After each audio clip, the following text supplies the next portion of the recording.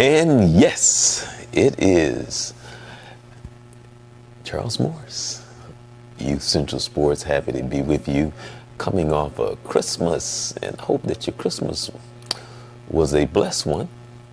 And usually I'm here with my Coach Carter, and I spoke with him earlier today, and he said he would give me a call if he was tied up, but I haven't heard from him, so hopefully he'll be able to chime in before the end of the show.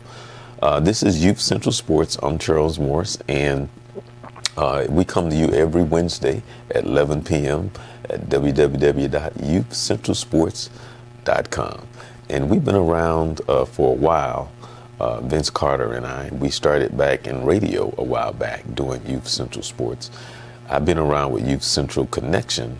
That's where it all comes from, Youth Central Connection, which is my nonprofit that we mentor youth in all different kinds of ways. And from Youth Summit that we do every year, we had one this month, as a matter of fact, my 15th annual that started some 15, 16 years ago. And so what is Youth Central Sports? Who is Charles Morse? Well, Youth Central Sports is a way in which we try and talk about and just put out there what sports can really be if you find the right people, how it can change lives. It can be used in a very positive way. And sports is kind of way of life. You know, it causes for the disciplines. It calls for teamwork depending on the sports. You have to listen. You have to work hard. You have your ups and your downs. You have your wins and your losses. And it's all about not getting too high and not getting too low. And so that's what we like to talk about here at Youth Central Sports, from everything from Pee Wee football to, of course, the big boys that get paid the big money. And so tonight, actually, the show was supposed to be and will be the year in review. We wanted to have a conversation. I wanted to have a conversation with Vince to kind of have him look back on how he saw 2017 in sports and what were some of his highlights and low points when it comes to sports. And since we seem to be all intrigued with this thing that we call sports. So sports means many things to different people. I myself look at sports probably a little different than most people. I kind of look at it as a way of us being a little dysfunctional, a little lost, that we pour so much into something that means so little, that we try to give it definition and we try to give it meaning to something in which we play a child's game to the point that we have these men on Saturdays and Sundays, and along during the week, in suits in front of a camera, making millions of dollars, broadcasting, talking about something as simple and childlike as a game, and let alone the athletes that get paid all this money, and let alone the stadiums that are being filled for something in which I think it kind of is a reflection of who we are, what we are, and where we are in life, and our perspective and how we see life. So we spend energy and time on that takes away, I think, from our true purpose and what we should be doing. So we use sports as a field of a way of saying, I'm really not quite sure what my true purpose is in life. So I spend all my time and energy on this thing over here, in reality, that really has no meaning other than just wasting our time. I play sports, love sports, I get it, but I think it's more of a dysfunction of who we are. That's my take, but that's another discussion. The year in review for 2017. Again, I'm Charles Morse. Happy to have you with us, have you with me here on Youth Central Sports at youthcentralsports.com, also on Periscope and Twitter. And happy that you're joining me coming off of Christmas. Hope that the tree was filled. Hope that you had plenty of food to eat and that you had a chance to spend time with family and friends. Coming off the Thanksgiving as well. This time of the year in which we like to reflect in so many ways. It's a reflection of, for many of us, a time in which we reflect on memories of now that we're older, for some of us, and how things were. Those memorable moments that will be with you till the day that you die, family and friends. What it's like to walk in the room, the house, and it has that smell of people that's been in the kitchen. That's dinner is about to be prepared, or you're about to spend those moments at the dinner table with family and friends. You remember certain things about this time of the year as you reflect back on some of the people who have passed on and the people that you miss, and so on and so forth. So for a lot of us, it can be a very difficult time. It can be lonely. It can be a lot of things. But this is a time of the year in which we celebrate and we recognize what we should be doing, and for the birth of Christ, in which he came to save us, mainly from ourselves, like trying to figure out our purpose. So a lot of us are caught up into, the red suit and the reindeer, the tree, what's underneath the tree. And I even did a show, my other show, which is called The Journey 2020, on about our spending when it comes to this time of the year, so we don't go broke. There also should be something in the note of how we eat, so we don't overeat, and with health problems, so on and so forth. So there's a lot of things that takes place this time of the year, from the spending of the money, the mini bowl games, the kickoff, and the times of the basketball is really kicking into gear. We're coming down to the end of the year, so we like to talk about that, getting ready for the new year. Not quite sure what you're going to do and what's going to be your New Year's resolution about whatever it is that you're going to change, so on and so forth. For most of us, probably that lasts for about a day and a half or 2 hours. But again, hope that you had a very happy Thanksgiving. Hope that you had a very blessed, you was able to bless someone when it was Christmas, that you were able to talk or pick up the phone, or you can still make a phone call to a family or friend or someone that you haven't connected with or talked to. Be great. The funny thing is how life is to show you how sometimes we take things too serious when we really shouldn't, because a lot of times when there's differences and arguments and we don't speak to people, a lot of times, not all the time, but most of the times when time go by, you meet people and say, remember when we argued and we used to fight about this, and what were we fighting about? I don't know. I don't remember. Some of us don't ever let go. Somebody can tell you it was on May 14th. It was 1978. It was 11:31 at night, and we was watching TV over Puku House. And let me tell you what you did. Some of us still hold on to that. Yeah. But anyway, every day is a day of being forgiving. And a lot of times we should be forgiving to ourselves. So with that, I want to say, talking about the year-end review, I'm going to kind of go over a couple of things. I still don't know if Coach Carter is going to call in or not. Hopefully that he will before the show is over. He said that he would, hoping that he will. But I'm going to go look on my computer here. I have a computer in front of me that you can't see.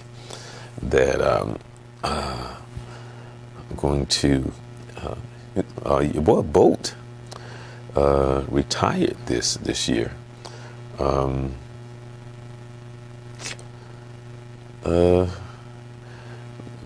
very amazing athlete. For a guy to be that tall, to have that kind of speed. And I think the funny thing about him, not that, but it's just, I think the funny thing about him is that sometimes when you're that type of athlete, there's always that talk about you going and playing in the NFL. I don't think so. It's nothing against, not nothing against him in that sense, but I don't think he has he would be a target. They would love, but then again, the NFL is not like it used to be, so they can't do some of the things they used to do. So if he was like Nehemiah Skeets, who ran track and then went to play for the San Francisco 49ers, who was okay, but he was, man, a lot of those guys are jealous, envious of the name, of the way that you got there, so on and so forth. So anyway, great athlete. Some says when he first retired that he probably would come back. Who knows? But his span of the time that he was always at the top. This guy was absolutely phenomenal. Serena Williams, who won the Australia Open before stepping back, and for her, because she later on, she stepped out. I don't know when she's coming back, but I think she recently got married. But she had a baby.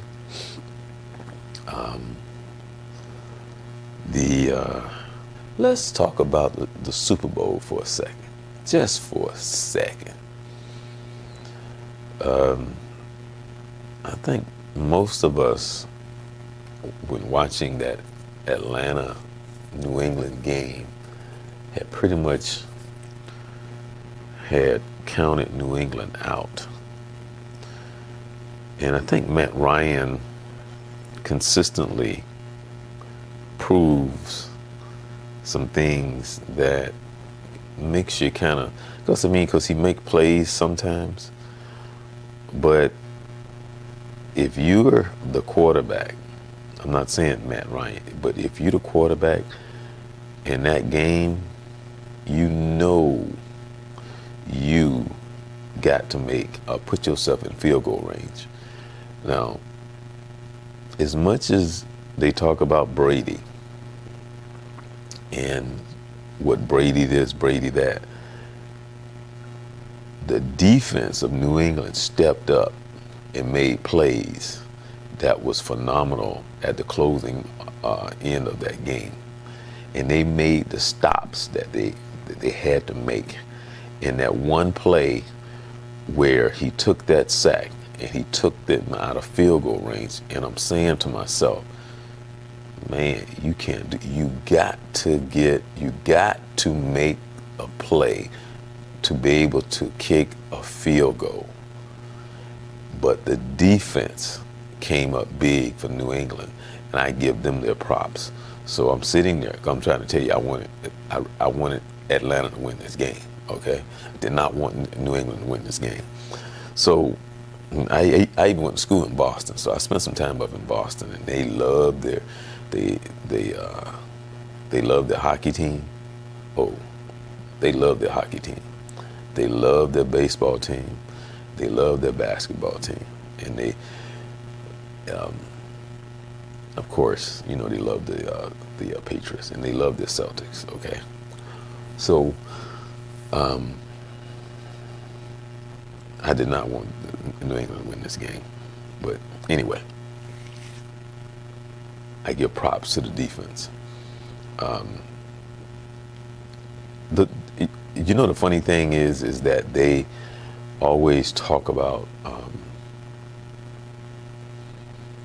I guess, you never really recover from the off season when you lose a game like that. I'm not quite sure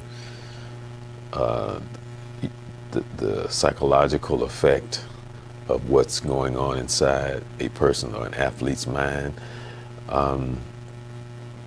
I just know that when it's time to suit up, it's time to suit up and play. If you want to go out and win, you go out and win. All that stuff that happened a year ago and all this other stuff, it's time to go play ball. It don't matter whether it's baseball, football, kickball, jump ball, whatever it is. It's just time to go play. So sometimes I don't get the whole psyche of what's going on when it comes to a lot of things that they say, when it comes to television and the announcers and stuff like that. Like, I give you an example. People, of course, people don't know me, but I played sports most of my life. Played it, and I come from a neighborhood that was extremely competitive. I don't know how else to say it. We was just, because that's just the way it was, and that was part of how you identified yourself, and that was part of the pride you had, was that you competed, and you didn't just go out to play. You competed, and so you were driven that way. It didn't matter what sport it was. It was in you to win. And that's another story of how you have to unwind when you get older. That's another story which I hope to talk with Vince about, of having to unwind when you've been taught to. We were never taught to play dirty. You played dirty when the other people played dirty, or the other person or whoever. If you wanted to play that way, you could. But you were not taught to play that way. But you didn't mind if you wanted to. No, it didn't matter what sport it was. If they wanted to play rough, and if you wanted to throw elbows and do stuff like that, and get, and that was fine. You could do that. You could do that. Which is, I had a conversation with Vince about, over the last maybe 10, 15 years, I'll say last 15 years, how the sports have changed, especially basketball. I won't get into the whole thing of pro basketball, because I think pro basketball has taken a major step backwards in its development. The players are very skillful, they're very good, but the game, the way they play it, is a step backwards. The three-point shot, and how they've tried to make it all about the fans. They've taken away from the actual game to create this entertainment. It's kind of like watching wrestling. You know what I'm saying? It's kind of like fake, but it's real. Not wrestling, but the game is real, but it's fake because of what they've done, what they tried to create as far as, for the money. The game really suck. It really does. They've tried to, just like in football, they've done so much to create offense that they've taken away so much from the defense that it's really pathetic, and it's sometimes very hard to watch. And the attitudes of these athletes, it doesn't matter what sport it is, how we have catered and spoiled them. Sometimes it's just hard to watch, from the attitudes, from the tattoos, to all this showboating over when you really haven't done anything, but yet it's like, first down, like, well, you're supposed to get a first down. And all this stuff that takes place is hard to watch a lot of times. So it's like these little kids that just like, ugh. But that's my own personal thing. And so you watching these guys play, and sometimes you just wonder what's really going on. But the NBA is just, to me, it's just hard to watch the game now, because of how they have developed into this nothing but a fan favorite. Not to develop the game to be a game. It's a game to be entertained, like a circus, or like watching the Harlem Globetrotters or something. That's what the game has evolved into. But overall, the athletes are great. The skill levels, for the most part, guys are good, but the game just suck. Speaking of, in which the year in review was looking at the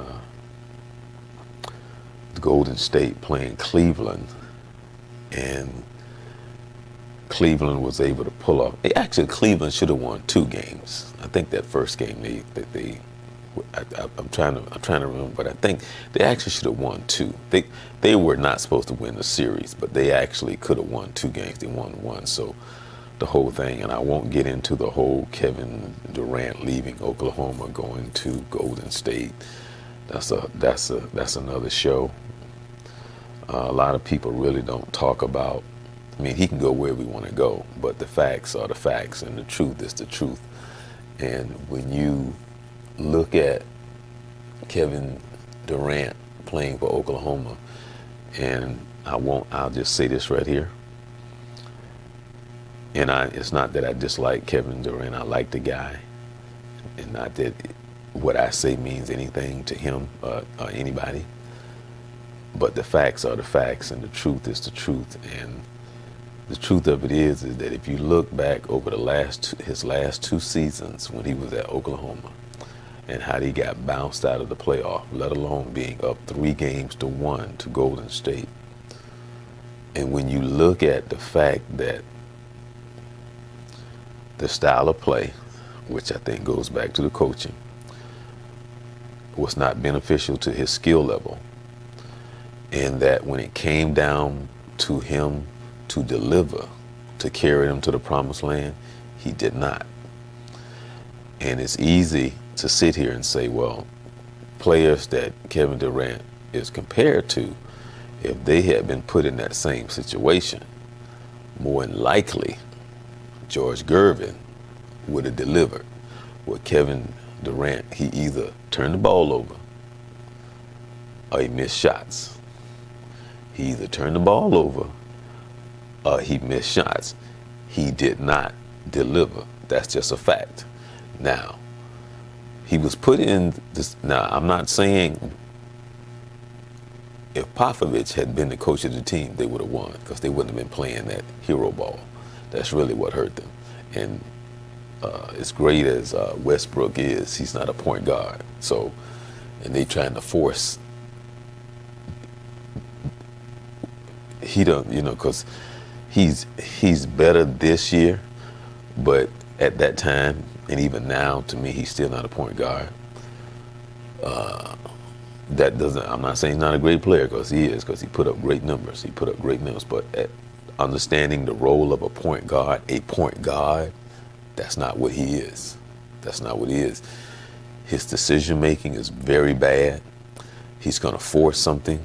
He hasn't learned how to when to go fast and when to go slow. He doesn't know when to go medium, when to slow, or when to go fast. It's always fast.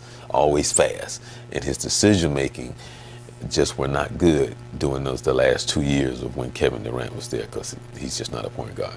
But him going to Golden State, sure, it's easy for him. It's kind of like cherry pickings. But when I'm just saying, it's just like the LeBron thing. He ran off, and to me, he'll always be noted. And these buddy guys coming together to play, and we didn't come from that type of generation, so you just look at it as being a little odd. You can do what you want to do, but we were more about the competition and competing, and we wanted to beat you. Even though I love you, I still want to stick it to you. I don't want to come here, baby. Nah. We didn't come from that generation. We don't roll like that. I mean, we can go fishing afterwards. And that's what I was going to say earlier, because the way that I was saying, people here, you don't know me as an athlete, but the way we were taught to play in our neighborhoods, which I didn't understand the Pat Riley. I mean, I kind of understand Pat Riley and that whole thing, and not speaking, not helping people up, but I can help you up. I can talk to you. But in my mind, I'm going, I can't wait to knock you down again. I'm sorry, yeah, but I can't wait to give it to you. I'm hoping I'm just come down the middle. which I was saying about 10 years ago, 15 years ago, things started to change. Because where I come from, you go up and you try to dunk, and you taking your life into your hands. Now you go up, they just step out of the way. The C parts, person come down the middle, everybody just step out of the way. I don't get that, because if you go up, the way you're gonna come down, it's just not gonna be nice. And that's just how it is. That's just like if you go up there, I'm just saying, I don't know where they get this thing where they step aside or they won't go up with you, or they really, I don't get it. I don't get it. But anyway, again, I'm Charles Morse, the year in review, Youth Central Sports. I'm looking here at my little list. I gotta do something about my computer. Tiger Woods have been out. He's making his comeback now. I do wish Tiger luck, that he can find himself. One of the things that we really don't talk about when it comes to Tiger, that they really don't talk about, is, and I'm speaking just from a personal experience of Tiger mentally, and the mental effect that I think the breakup and the divorce had on him when it comes to his marriage. And I think it was more than has been said from the mental part of it, and what that may have done to him, losing his family. That had to play a major part in his decline in play. Speaking from a situation myself, that people don't know to this very day, that I was going through something, breaking up with my girlfriend, and I couldn't put the ball if I had a ladder and I could climb up on the ladder to try to put the ball in the hoop, I couldn't do that. But that's a whole nother story. But I can, you can kind of see it. I can see glimpses and parts of that mental thing, of what it can do to, especially golf is such a mental sport, So I kind of, they don't really talk about that, but I guarantee you that's really what happened to Tiger. I guarantee you that's what happened to Tiger. Russia has been banned from the Winter Olympics coming up. That's what they stated for this year. Also, wasn't that a great game last year? Clemson and Alabama. Man, that was a great a game for Clemson to win the championship. Little did we know that the quarterback from Clemson would come in and have such a great year before he got hurt. Right? Another part of the year in review as well. I want to talk about some of the people who have passed away in 2017, but before we do that, okay, I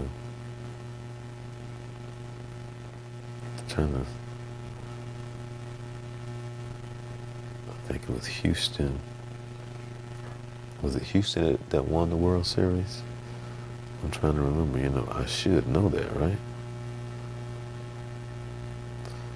The year in review.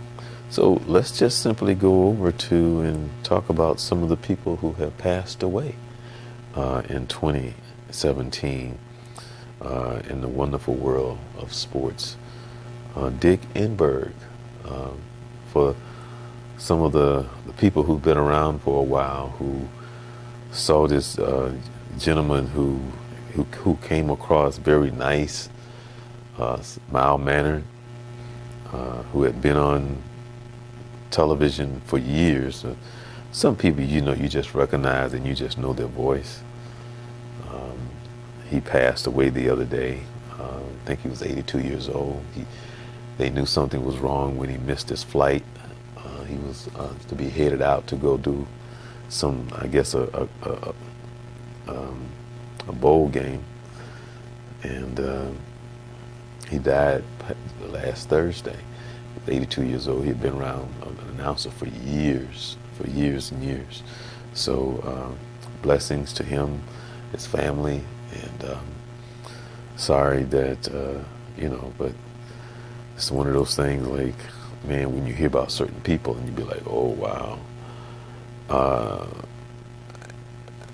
Ron Meyer was somebody that I really didn't know, but I knew of him very well when he was at SMU, and when he coached the New England Patriots in the Indianapolis Colts, and he was only 76 years old, NFL coach.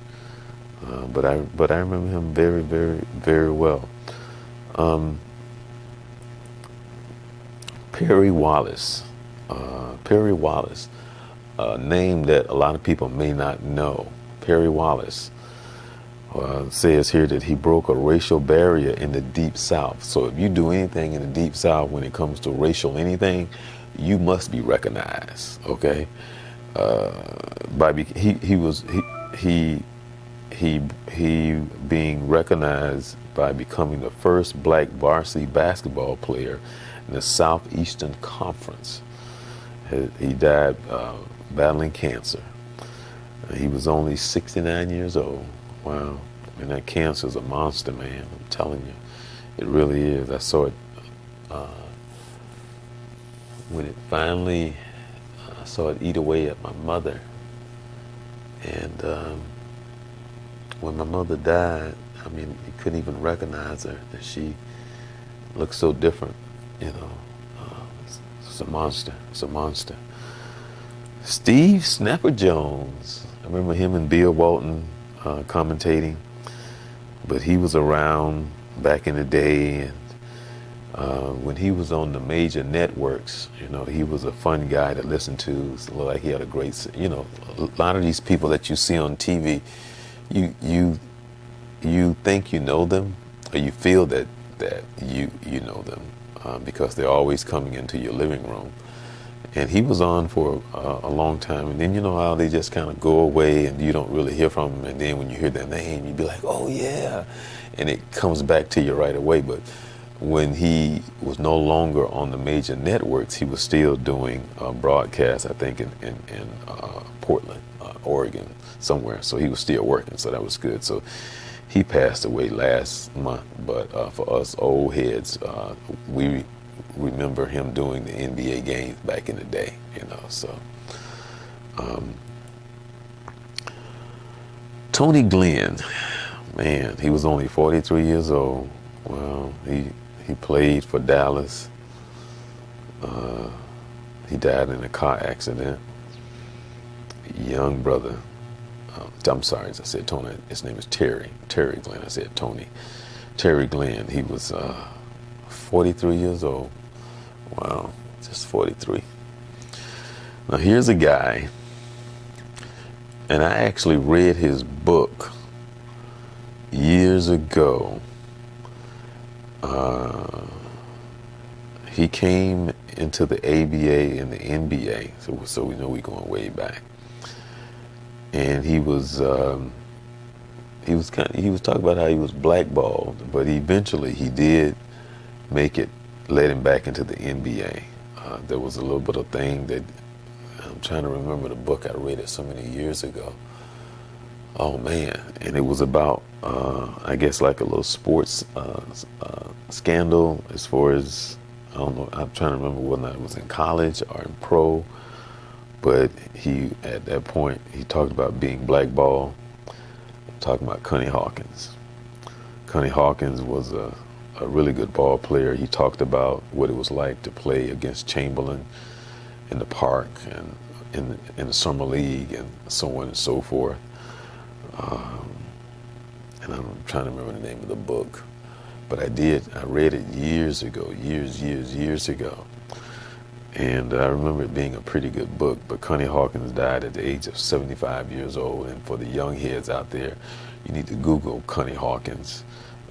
He was like Dr. J, who had the big hands and would palm the ball very easily without, like it was a baseball, you know. So legendary Connie Hawkins. Here's a guy which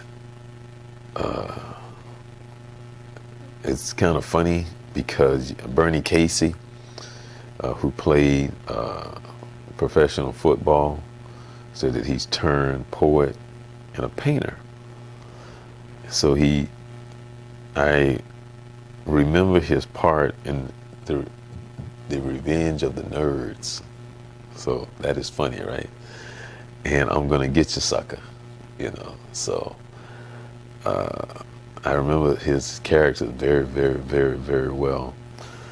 But he was 78 years old, and he will forever be remembered.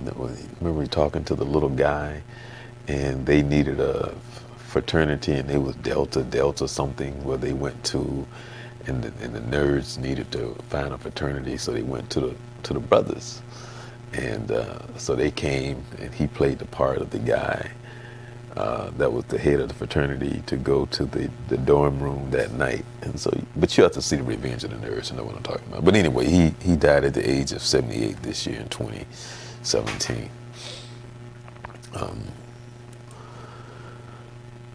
Now we're gonna go way back, and Jake LaMotta was a guy who fought years ago. It says here that he was born in 1922. So he was born actually before my father. So he was 90-some years old, but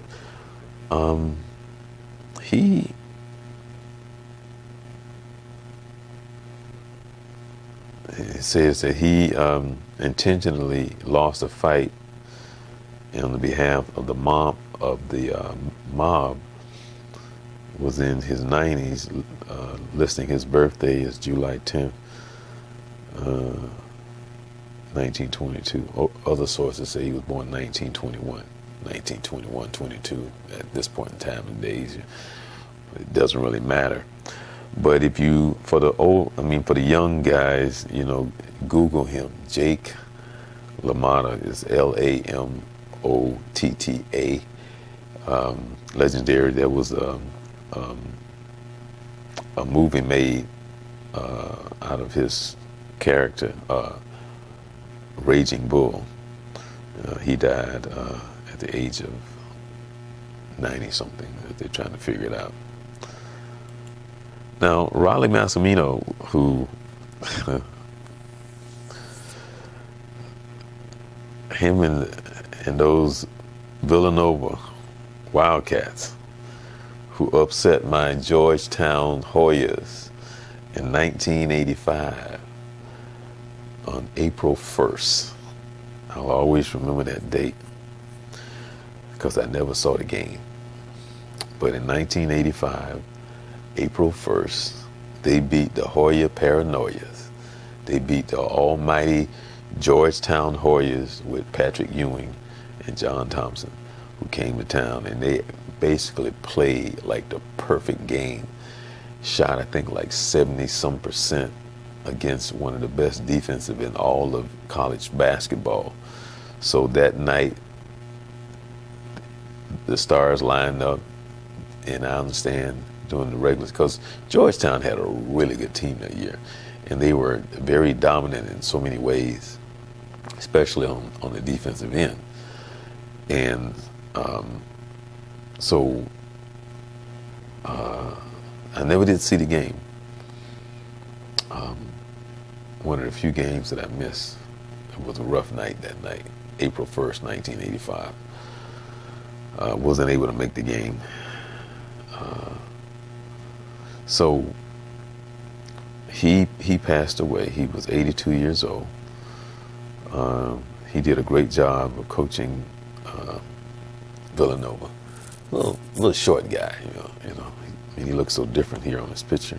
Kind of hard to recognize him as he gotten older. But I'll always remember him from that night of April 1st, 1985.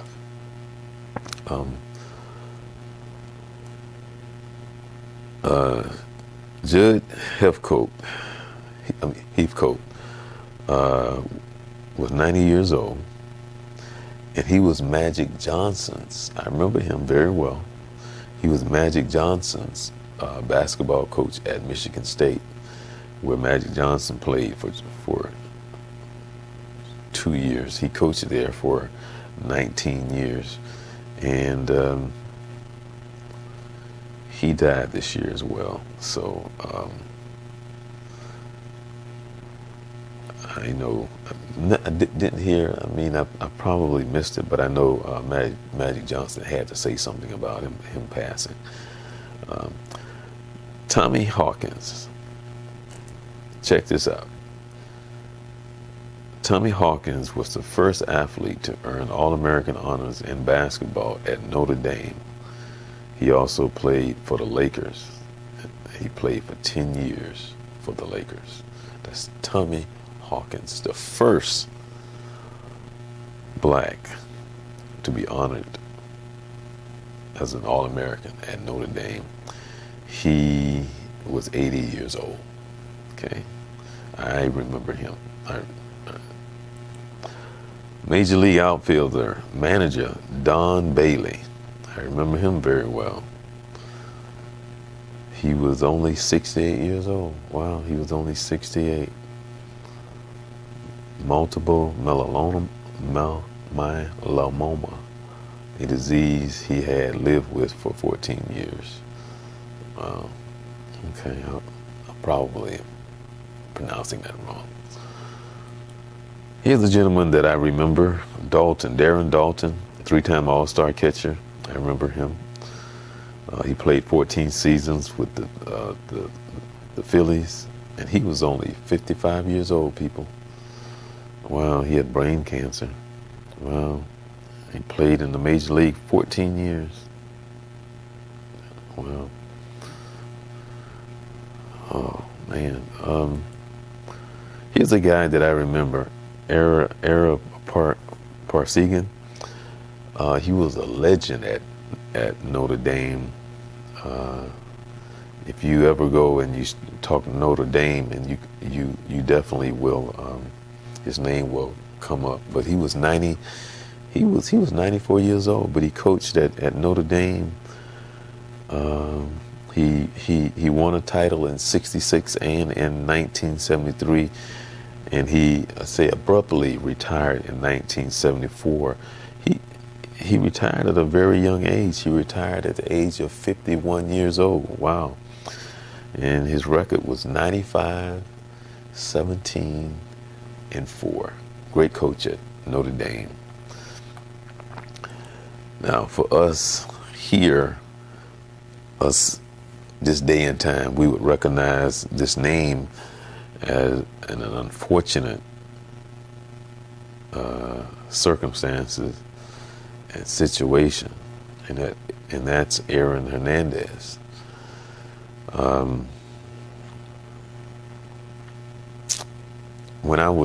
Whenever you hear, and you kept hearing his story, even back when he was in school, and you kept wondering, like, what is it with his spirit? Because you're trying to understand his spirit. And people have whatever that spirit is, that spirit.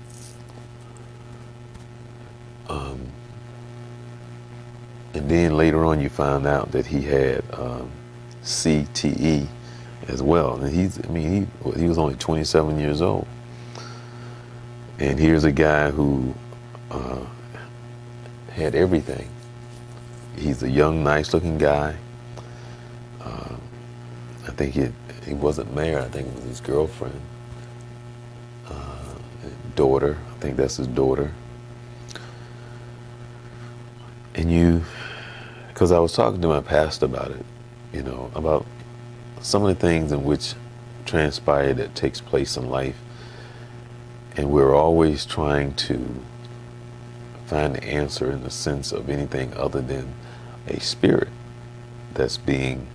which is part of us. And we don't ever look at it that way. But he had an interesting spirit, and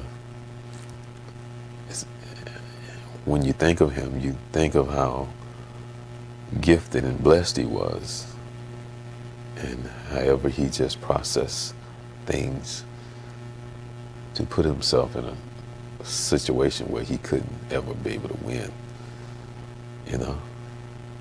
But in sports, you're taught to win. So I don't know.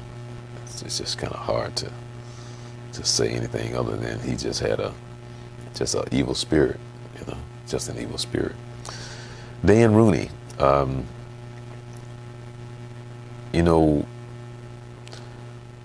when you talk about a lot of these guys, when it comes to people who have money, the majority of the time you hear how arrogant they are. But I don't know Mr. Rooney, Dan Rooney, but he was a longtime owner of the Pittsburgh Steelers. And whenever they would talk about the Pittsburgh Steelers and that family, they just always talked so positively about them and how the organization was a great organization because of the Rooney family. So he died at the age of 84 years old. So he died on, I guess, last week.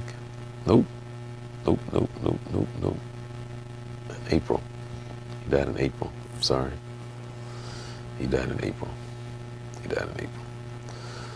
Dallas Green, another guy who played for the Phillies. He managed the Phillies to the World Series title before later managing both the Mets and the Yankees. And he was 82 years old.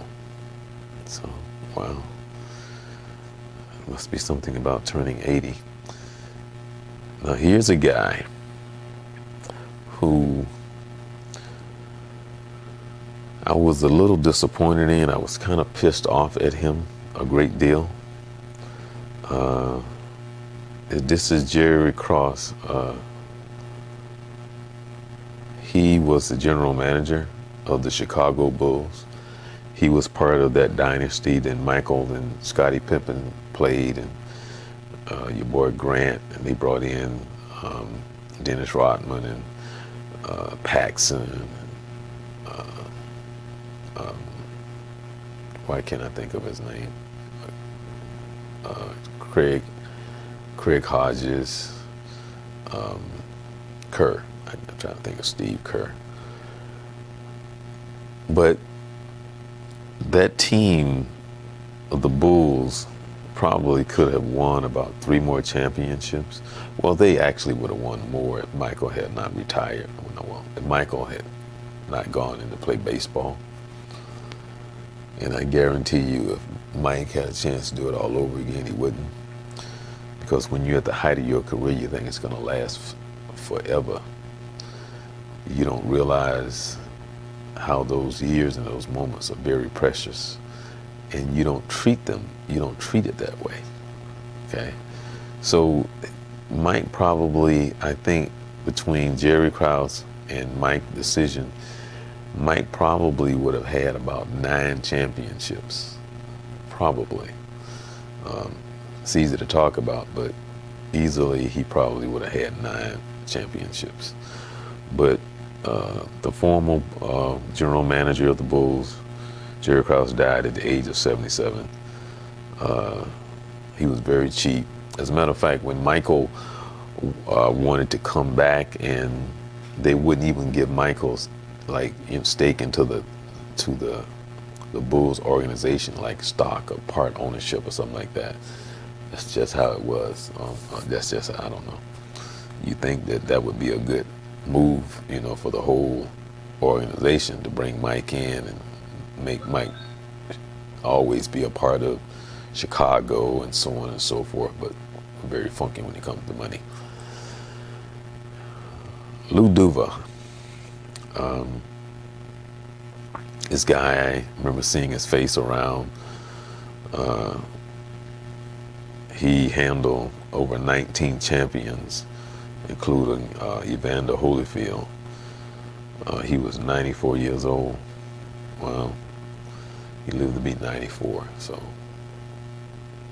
blessings. Lived to be 94 years old. Absolutely a wonderful thing. Again, I'm Charles Morse. This is, I was hoping to hear from Mr. Coach Carter, Vince Carter. I'm doing the 2017 year-end review, and we've talked about football, we talked about basketball, talked a little bit about baseball, Houston.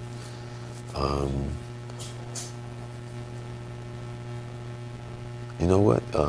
With North Carolina winning after they lost the way that they did the year before, they came back and they won the championship this past year. I'm not sure what or who was going to win this coming year. I think it's a lot of parity in college basketball now. We talked about the Clemson game, Clemson and Alabama. One of the things that, that we had talked about on the show with Vince is that we kind of get into it about the college football, Division I, and how much I hate it. But they love it because it's that way because of the controversy. Because they love the controversy. The controversy to them is good. Because we like that kind of stuff. We love to debate and argue and give our opinions. That's just how we are by nature. So anyway, again, Youth Central Sports, Charles Morris, the year in review. Happy to have you with us here on www.youthcentralsports. And I wanted to ask Vince about this. And there's a gentleman by the name of Charles Shackelford who played at North Carolina State. He was found dead in his home, and he was only 50 years old, so I don't know what was going on. He played in the NBA for a while. I know he played for the Nets, but I think he played with that team.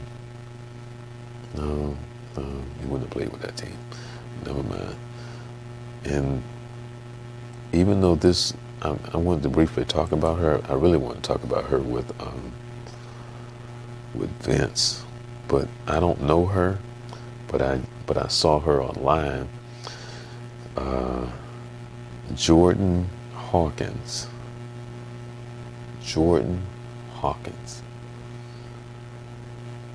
She was at Northwestern. She was a basketball player.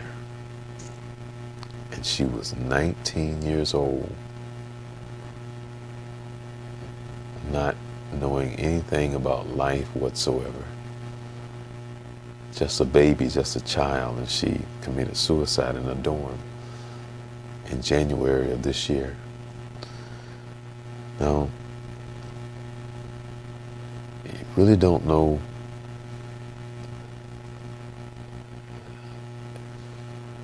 it's like here you are at this major university.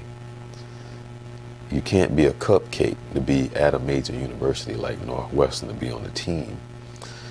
So you've had to have some great deal of success in the sense of your labor, which meant that you put some hard work in to get to this point of you're at a major university and you're on the basketball team and there's something going on in your life and there's no one around, whether or not it's a coach. And what I mean by around, I'm saying that you feel that you can talk to or lean on or open up to, whether it's a family member, whether or not it's a coach or a teammate. And so I'm thinking of this little girl, I'm looking at her picture, that she committed suicide at 19 years old in college. And it's just like so overbearing that no one close to her saw the signs that she had opened up or had talked to. And that's one of the things that we try to talk about on Youth Central Sports, are those type of things and how it's supposed to be, especially in life. I mean, just forget sports. But that's one of the things that I talk about when I say how lost we are, and when we place sports in a place where it just shows how lost we are. By the time we spend on it, the money we spend, the energy that we spend, and how we focus on something so meaningless, that it brings so much heart and passion to the conversation, to the room, to our lives, when it has absolutely nothing to do with why you are here, let alone that we were not put here to play sports. But something as this little girl, Jordan, who, whatever was going on in her life, you feel so bad that there wasn't someone to just hold her hand, just to talk to her. And for, and you just, I mean, probably when it was all said and done, somebody said, I did notice this. I know she did say that. I know that I should have done this. I know I should have said, but that's one of those things where you just never know. And you just wonder whether or not she was suffering from depression, some mental state of some mental issues that was going on, her inability to express herself, her not being loved, or being felt loved, or not having a father figure. Who knows all these things of whether or not she was abused as a child. The list goes on. And I'm just curious to just to be able to hear her story. I just wish that on that particular day that there could have been somebody that could have stepped in and said something or noticed something, that here she is, 19 years old, in college, playing on the basketball team, and she commits suicide. It's like, wow, But anyway, I'm Charles Morse. I hate to end on that note, but that really, it touches your heart, because I'm sitting here and I'm looking at this little girl, I'm looking at her picture, and I'm trying to just picture like what was going on in her life that she felt that way,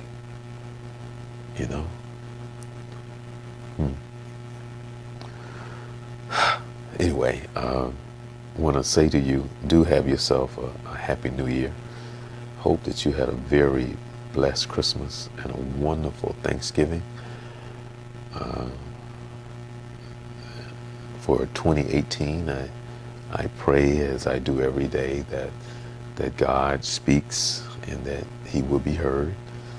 I pray that we can even be forgiving to ourselves, and that we could be a little more kinder, have a little bit more patience, and just be a little bit more giving of ourselves, and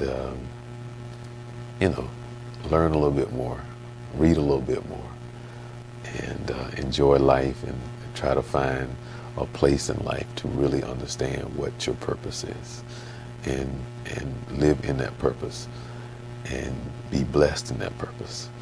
I'm Charles Morse, and I just want you to know that if I could find what I'm looking for here, and Mr. Vince didn't call me, but that's okay. The year in review for the last show of the year for Youth Central Sports. I really appreciate it, and thank you for joining me, and see you next year, right? In 2018. Have a happy new year, and be safe, be sound, be blessed.